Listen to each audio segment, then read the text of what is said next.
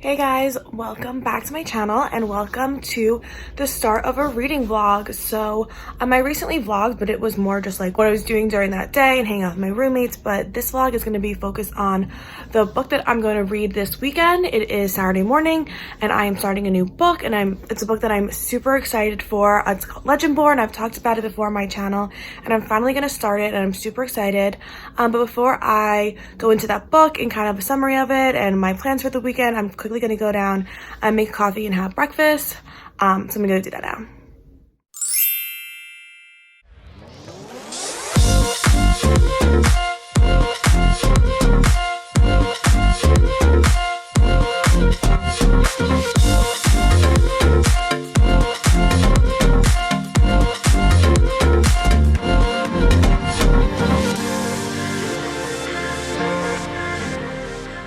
Okay, so coffee drank, breakfast eaten.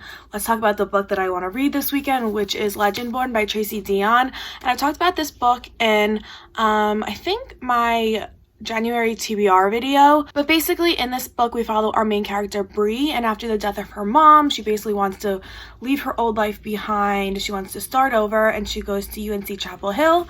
But on her, I guess, like first night there, she witnesses this like magical, mystical, fantastical attack from like this creature, and you know, basically like she's not supposed to see this, right? So someone is sent to like wipe her memory, and when the memory wipe doesn't take, they realize she actually has these, I guess, like magical abilities. I'm not exactly sure what that means yet. Also, when Bree learns that she has these kind of magical abilities, she also learns that her mother's death might not be, I guess, as accidental as she thought it was. So now she's determined to kind of like figure out what really happened to her mom. And to kind of, I guess, like dig into her mother's death, she joins this group within UNC Chapel Hill called Legendborn, which is obviously where our title comes from. And I believe it's like this group of like magical people or something like that, where they protect the school from the creatures that are attacking, which is, I guess, what Bree witnessed the first night she was at UNC. So she joins this group to kind of learn more. And obviously there's more to the story, and it comes down to Bree making some, I guess, decisions about like who she wants to be, how much she wants to be involved in this like group, this like Legendborn group, and like, you know, is she really just, I just want to find out what happened to my mom and that's it, or is she gonna kind of get brought in with this, I guess, like larger magical world? I hope I'm explaining that okay. Obviously I don't really know too much because I haven't read it yet, but it sounds super good just from that summary. Also, I'm so sorry that my room is so dirty. I will probably clean it at some point today, but I just haven't gotten to it yet. But yeah, so that is the book that I plan on reading this weekend, and I'll obviously bring you guys along as I read it and do some check-ins along the way. So I'm gonna get started on this book and I'll check in a little. Okay, you guys, I'm only on page 17, but we perhaps have a vampire spotting. Let me read you the paragraph, or let me read you the few sentences that make me think we might have a vampire in this story. He is unsettlingly beautiful. His face is aristocratic, sharp, and framed by high, pale cheekbones. Clue 1. Clue 2. He can't be more than 18, but something about his features doesn't seem to belong to a teenager. The cut of his jaw, the line of his nose. And finally, clue 3. His stillness. My prediction, vampire. Let's continue reading. Okay, one page later, and we've gotten to potentially the final defining clue. As he stares into the trees, his mouth curves into a satisfied smile, exposing 2 canines that nearly touch his bottom lip. Vampire. Say it out loud! Say it! Vampire. Are you scared? No. Do you like that I knew that reference? You guys, if there's a vampire in this story,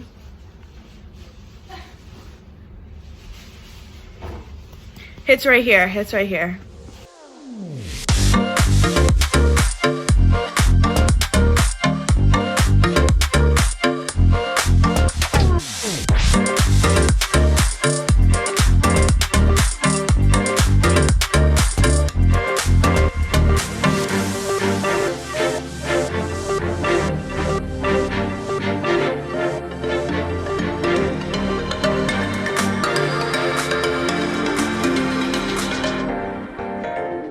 Okay guys, I'm about 65 pages in, and honestly it's actually really good. I've heard so many good things about it and I expected it to be really good, but it's actually better, or it's starting off better than I even expected. It's went right into it. The book starts off right at the death of her mother, and right away she's already starting to see these weird things kind of going on. Like, she can't really describe it. It's like this weird kind of like film over these people, and she's like, that's really weird, but she kind of blames her grief and just like, you know, she can't really comprehend what's going on, so she kind of ignores this like thing she's kind of like seeing.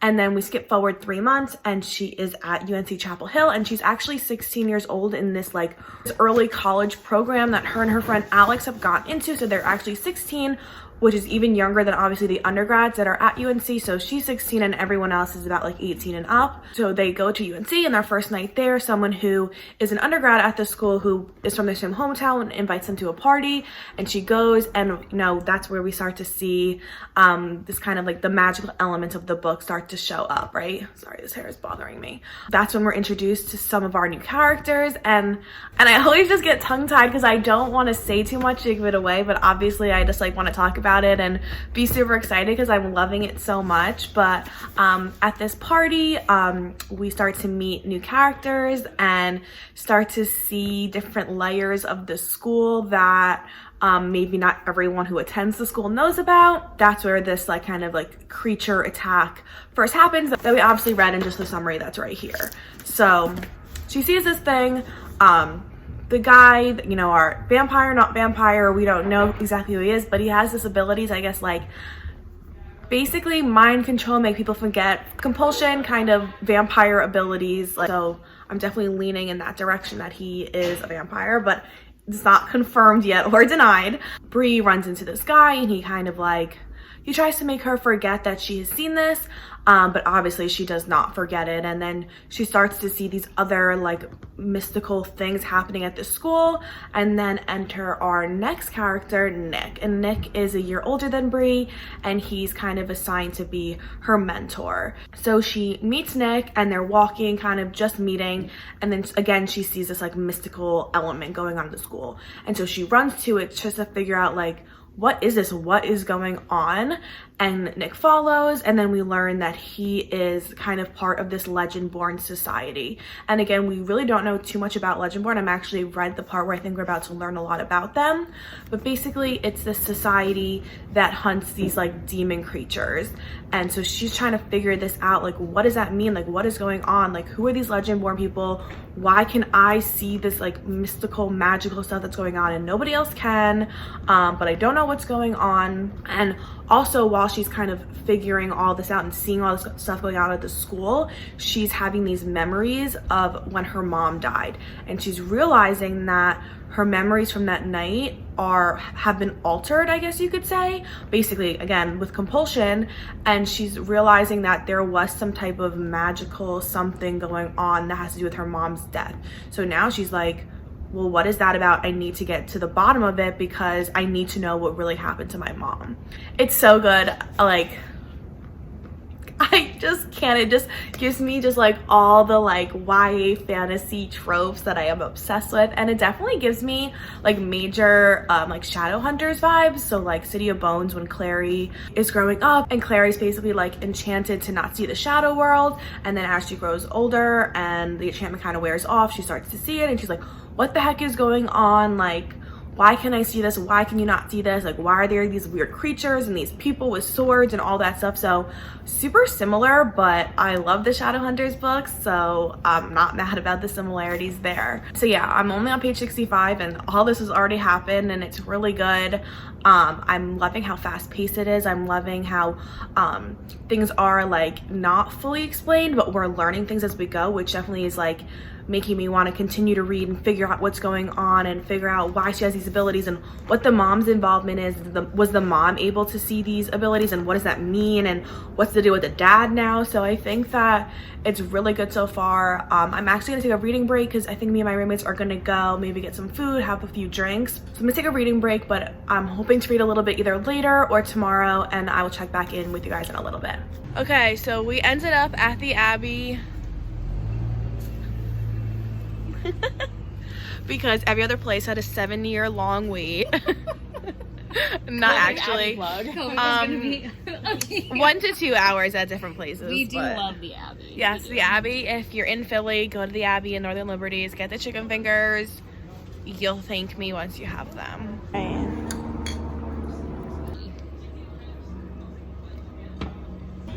You guys, I obviously got the chicken fingers. So did Marisa. Amelia. The cauliflower, but Kelsey recommended. No, the cauliflower is actually a close second. It's really good. But like, you guys, you just can't. It's so good. Some new friends. Everyone smile. Good. I have my new bag here with stars on it. Brings out your eyes. Thank you. Then smile, wave. Chicken fingers. So good. Can I just say, just so I can hear the barking noise when you, yeah. Hey guys, so it is the next day and I'm officially just about 200 pages into Legendborn, so I wanted to do a quick update.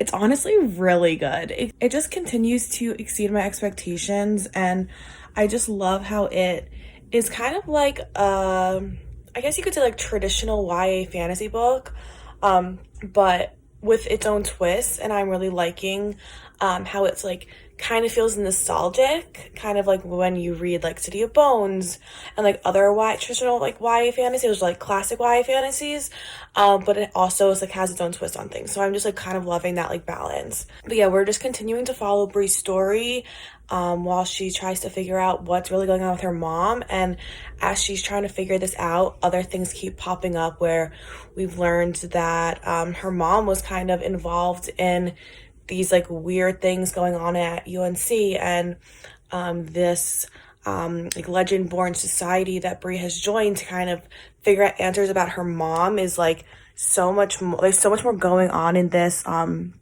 society than she ever even realized, and so we're just like learning a lot about that. Yeah, so the society, there's like so much more going on here, and we're learning about our different characters. So we have our main characters, Bree and Nick, and Nick is so cute. Anyway, so I was getting nervous that I'm going to give too much away. So we have our main character, Bree, obviously, and we know her story a little bit.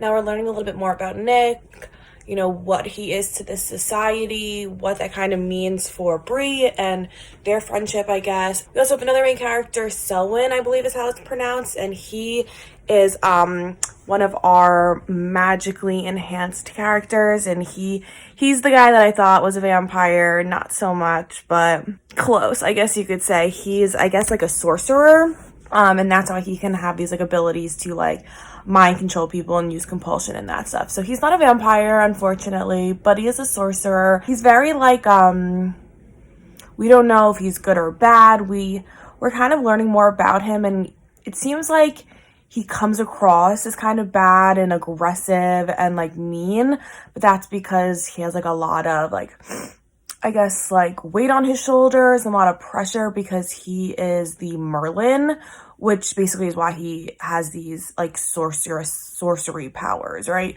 So he has all these abilities, and so a lot of the responsibility to like protect the people, which is what the Legendborn society is supposed to do, is supposed to protect humans from the like shadow demons, right? So the Merlin is their like sorcerer person of the society that really is like their like it's like front line against the demon people or demons, whatever. So he has a lot going on, and so I think he comes across as mean and kind of like a dick, but really it's just because he has so much responsibilities, and he can't slip up for a second because something bad happens, like it's almost like on him. So that's our other main character, Selwyn. And I'm also starting to see a little bit of romance coming through.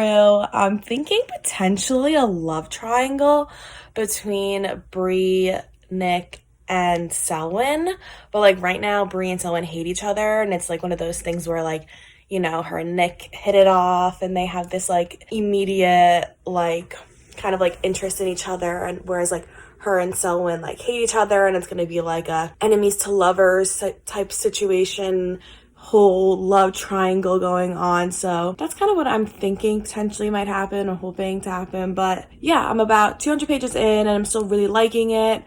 As of this point, I would definitely recommend it, but I will let you know if that changes. I also wanted to come here and talk about this new skincare thing that I did last night. So after I took off my makeup, I tried this thing called oil cleansing, which is something that I saw on YouTube. And basically what you do is you use oils, I guess like different kinds, like avocado oil, jojoba oil, castor oil. I don't know if there's like specific ones. I'm not super knowledgeable about it, but basically the idea is that like calls to like. So if you are like cleansing with oils, the oils that are like underneath your skin and like in your pores are going to get drawn out. So what you do is you put this like mixture of oils on your hand and you rub it in your face for like, I don't know, 10-20 minutes. I did it for probably about 10 minutes last night, and it's supposed to just like pull out the oils and the clogged stuff and all that stuff out of your skin. And I actually felt like it was like super successful, and I feel like it actually really worked, which I was surprised because I was a little bit skeptical that like all these oils on my face would just clog my pores, not pull oil out of them. But anyway, so I felt that that was like super successful, so I wanted to come here and recommend it. I am not a dermatologist obviously, or an esthetician or professional or an expert at all in oil cleansing, so I will actually link to the video down below that I originally saw this from, why I tried it. So I'll link that below because I think that she does a better job at explaining it. And obviously, you know, look it up and do your own research. And if you have sensitive skin or acne prone skin, I don't know if this will work for you, but I definitely noticed a lot of difference like right in here. Like, you know how everyone kind of gets those like black dots and blackheads kind of in that area, and they're not like really noticeable unless you like are up close and personal. But I just kind of rubbed the oil kind of around my face for about 10 minutes, and as I was doing it, I would like look at my hands and I would see like the little black dots. And this morning when I looked at my face, I totally noticed that it looked like there was less black dots all over my face. And basically you're supposed to do it for 10 minutes and then, you know, wash your face because you don't want the oils just to be like sitting on your face for a long time. But I definitely noticed a difference. I can try to show you guys. It's like really up close and personal, but I don't know if you can tell on the camera. That's what it looks like. I said it's like a before and after, but I just didn't think about it. I wasn't sure if it was going to work. But if I do it again, I will take a before and after. Yeah, check out that video that I linked down below because she does a much better job of explaining it. She actually does it all on camera, so you can see exactly what she's talking about with like it just like really pulling this stuff out of your pores. But yeah, I just wanted to quickly talk about that because I felt like it actually really did work, and maybe it will help you. So yeah, okay, now back to reading. Okay, so I've read about 30 more pages since my last check-in, and like the book just keeps getting better and better. I can't. And it just got a little steamy, but like in a cute, like romantic way. Ugh, and I'm so happy for Brie. But I also think that there might be a little bit more to Brie's like bloodline than we know so far. So basically, in this Legendborn society, bloodlines are super important. So they're called scions, is like the descendant of one of King Arthur's like inner circle. So the book has a lot to do with like King Arthur's, I guess, like court, and every scion is a descendant of one of those people. And I don't want to give away who's what, so but all of our scions are descendants of that kind of group, right? So Nick, who is, I guess I'll say he is a scion. I'm not going to say who he's descended from, not to give it away, but he is a scion, right? And him and Brie are just building their relationship, and something that they both have kind of hinted at is that they feel like super comfortable with each other and they really feel like they can trust each other, but they don't really know like why. It's just like this like, I guess like feeling that they have that they can't really explain. And I think it has something to do with Brie's bloodline. So if, you know, Nick is descendant from this person and that somehow affects him in like who he is today, like is Brie descendant of potentially like someone that person knew originally, and so it's like that like history is like coming through and showing in like who they are today. I don't know if I'm explaining that well, but I think that it might have to do with something like that, with like who they used to be in like a past life, or their blood like calls to each other. I don't know. I'm not sure yet, but there's got to be something there that's like why they feel this way about each other. And I will say that like instant love is an issue that I have with a lot of YA books. I find that it's like, you know, these people meet right in page like 100 and by page 300 they're like in love and you're like, they've known each other for a week, like they don't love each other. But I find that this relationship, while it is going a little bit too fast for my personal preference, if there is some type of like hidden inner connection, that would, I think that would make me happy, because that would explain why they felt so comfortable so quickly when it's like in reality that wouldn't really be that realistic. So I don't know, I just wanted to do a quick update because the part I just read was so good and I just wanted you guys to see my like initial reaction to it. So I'm gonna keep reading. Okay, I read a bunch more, I ate dinner, I still need to clean my room, but I just passed page, let's see where I am, 370. I'm kind of in the home stretch here, just about 100 pages left, a little bit more. It's so good. I'm just loving the character development, the story development, this like, I don't even know how to explain it.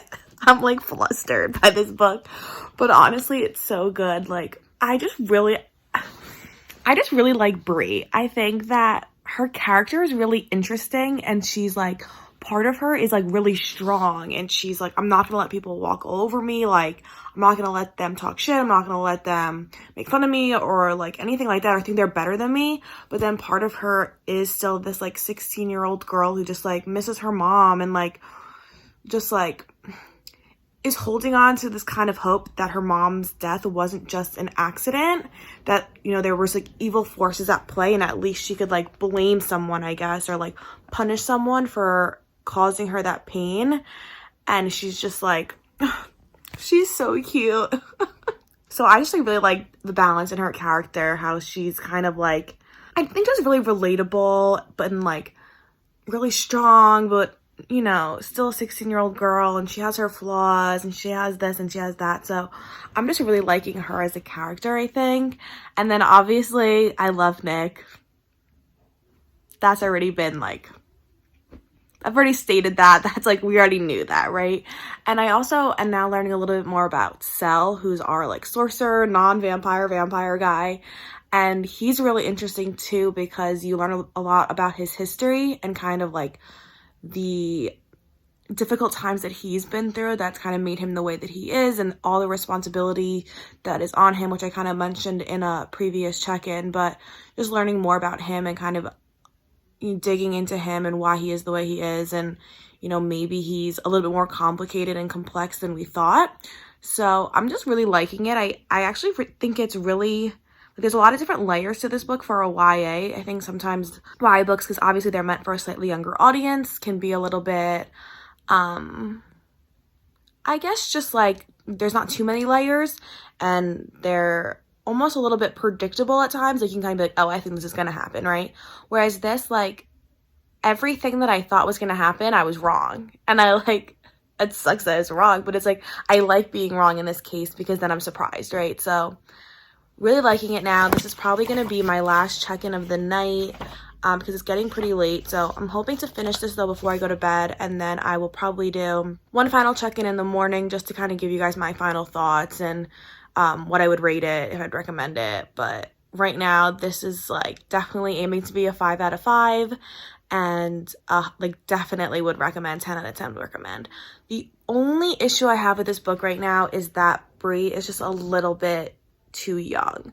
I think that she's only supposed to be 16. She's supposed to be like a junior in high school, and she's in like this early college program, right? So she's like technically at UNC, but she's still only 16. It's not too bad, because most of the other characters are only, you know, 17, 18, maybe 19. So she's not like, you know, 16 and everyone else is like 25, right? But it just feels a little bit young for me. Like I remember back when I was 16, and like that's just so young, right? And nothing like inappropriate has happened, but it just feels a little bit young for me. Like she's just so young for all these things to be happening, and I kind of wish she was like 18, 19. Like I think for me, that should have made the story like perfect and a little bit more relatable for me because I'm almost 26. So now we're reading a book about a 16-year-old. I'm like almost a decade older than her. Just feels like that's a really big age gap. So I think if this book was new adult and, you know, Bree was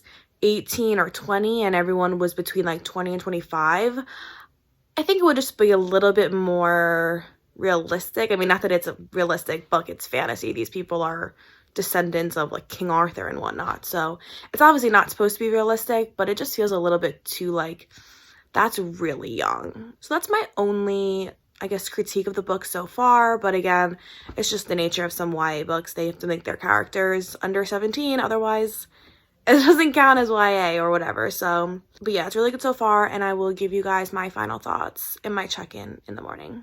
Good night. Hey guys, it's the next morning. I finished the book and I wanted to give you guys my final thoughts. So I thought this book was amazing. I was expecting it to be good, but honestly exceeded expectations.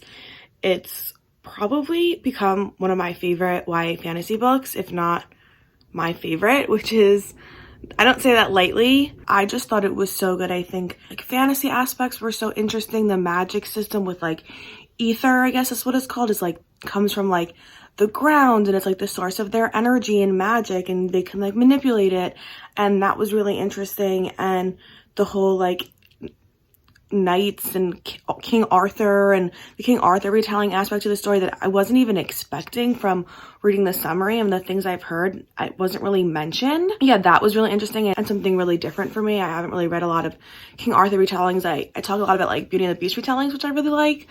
So that was cool. I also thought that the way that Tracy Deonn talked about race was really interesting and really just like well done. I thought that, you know, from my perspective, obviously I'm white, and, you know, I'm very privileged, and I grew up in a, you know, very safe environment, and I definitely recognize that. I thought that the way that Tracy Deonn, you know, kind of talked about race, and, you know, she said at one point, like, I don't think there's one Black person out there that doesn't in some way fear the police. And I just think with everything going on right now in the world, like, that was so relevant. And it just like really, I don't know, the way she just kind of frames things just really helps me to put them in perspective, you know, because I never had to experience it personally, and I really don't understand from my own personal experience. So I appreciated that it was in a way that maybe I could try to attempt to understand a little bit, and I thought it was really well done. Something that I really liked too was how they talked about Bree's hair a lot. And so Bree was our main character, and she was Black, and they talked about her like curly, beautiful hair, and I just thought that was really interesting and something that I've read other books with, you know, Black main characters, but not so much where they focus on like their hair, which is also something that has come up in stuff that I've seen online about like Black actresses, and how a lot of times when they're on movies or they're on TV shows, the hairstylists don't know how to style their hair, so they end up just straightening it or doing this and not really like knowing the way to really work with Black hair. So, you know, in the book when she talks about how like shampooing her hair and deep conditioning it is really therapeutic for her, and just how she like sleeps with it in like a silk wrap or with silk pillowcases, and like all that stuff that, you know, frankly, I just don't really think about because obviously it doesn't affect me on a daily basis. I just thought that was really interesting, and I think that that was really important to include. You know, obviously it wasn't a huge, you know, main aspect of the book, but I just thought that was really interesting and something that, you know, should be talked about more, because why shouldn't it be? And, you know, if a young Black girl is reading this book, maybe that's something that she can really relate to, and like that's amazing. And there should be books where every single person can relate to, and I think that that's something that's really been in the forefront of like, I don't know how I'm like trying to say this, but like it's come up in the past year or two with like supporting Black authors, and, you know, books with a diverse character list and everybody being represented and everyone feeling like they can see themselves in a character. And I just thought that this book was just a perfect like example of that, and should be inspiration to people that like that people can write like this, and it is accepted and it's loved and it's appreciated. And yeah, I just wanted to say that. But I definitely give it a 5 out of 5 for sure, not a doubt in my mind.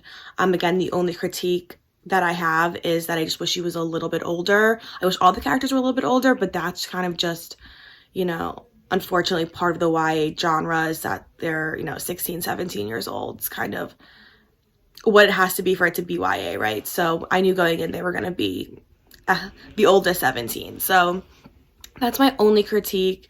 I think that if the book was written in like a new adult fantasy genre and they made the characters 20, 25, added a little bit steaminess perhaps, like that personally would have just been like the cherry on top. Like it would have made it perfect. But right now I still think it's just right there. I still give it 5 out of 5. It's still really good. And I would definitely recommend it to anyone looking for a new book, whether you usually read YA fantasy or fantasy at all. Obviously if you read those genres you will definitely like this, but I think this book was just so good and so interesting, and yeah, I can't say enough good things about it. I really liked it, clearly, as you guys can see. So that is this video. I hope you guys liked it. Sorry if I rambled a lot. I really hope I didn't have any spoilers. I really try hard to talk about the book and explain what I'm reading and tell you guys my thoughts without ruining it, because I don't want to ruin it for someone who hasn't read the book yet. So I hope I did that. Please go out and read this book and then let me know what you guys think of it afterward. That is all I have for today. So please like this video. Please subscribe if you are not already. And I will catch you guys in my next video. Bye.